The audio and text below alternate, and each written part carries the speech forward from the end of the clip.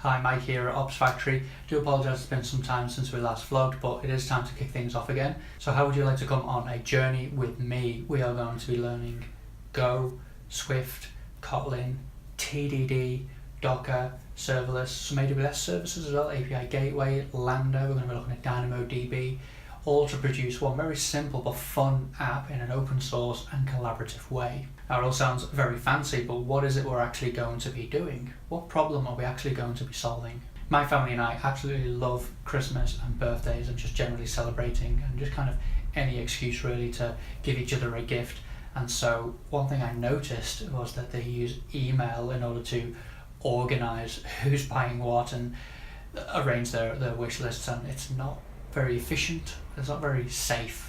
By safe I mean it's very easy to hit reply all and accidentally tell the person expecting the gift what you're going to be buying them. It's very easy for two people to buy the same gift. It's a bit messy, so I've come up with a bit of a solution. Now the solution has a bit of a dorky name. It's called Super Wish Lists.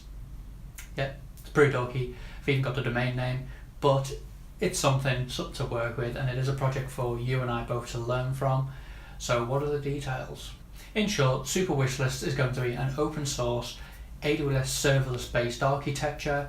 Everything's going to be open source, the CLI tool, the iOS app, the Kotlin app, the API itself is going to be open source. Anyone can contribute, anyone can pull, anyone can deploy, everyone can hopefully learn from it. And that's actually the key thing to this project, is it solves a little problem for me personally, but it also gives us the opportunity to learn about basic technologies like test-driven development, behavioral driven tests. It gets a CI/CD, serverless, or some AWS tech in there, and it allows us to bind all these things together and actually produce a solution. So what is it the app itself is actually going to be doing? Well, it's actually quite simple. You log in, you create a wish list, and you add some items to that wish list. Now the fun begins when you invite your friends and your family, and what they can do is they can actually talk to each other on the list about the items. They can mark items as to buy or bought. However, as the list owner, you don't get to see any of that, so the surprise is still maintained.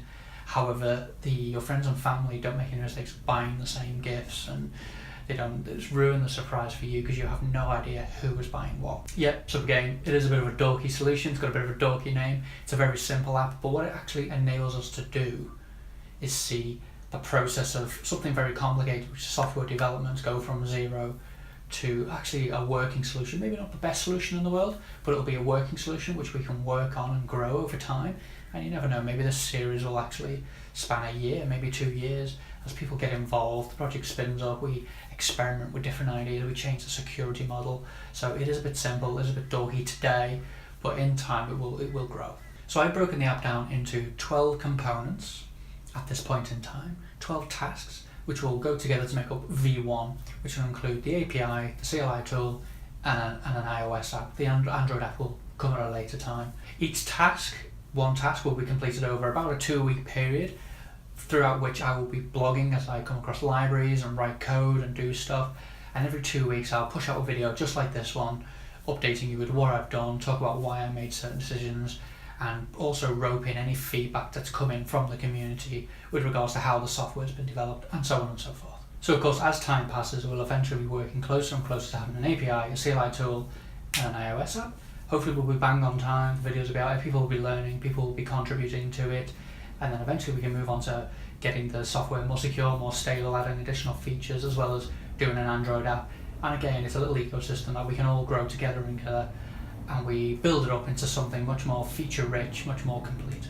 Throughout the entire development process, you are more than welcome to contribute. As I said, it is an open source project. It's going to be hosted on GitHub. I'll put a link in the description. And of course, contribution is actually encouraged. That's the idea behind the series. Helps me learn as well, it helps me solve a problem, but it brings you guys in and helps you to also learn from the process, chip into the process, contribute. Maybe you can teach me a few things. I'm not exactly the world's best programmer, so maybe you can actually teach me a few things.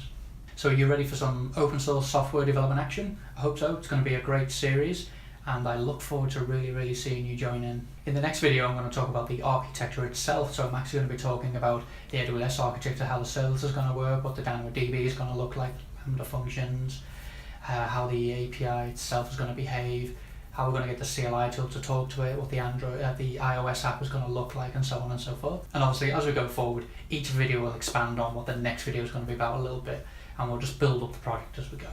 Speaking of videos, of course, if you don't subscribe to this and hit that bell, then you probably will actually miss the series unless you're looking out for it, so maybe give us a subscribe. And of course, don't forget to give us a like so that we know we're actually doing something good, something interesting, something worthwhile watching. Feel free to leave a comment if you have any questions at all, and I will see you in the next video.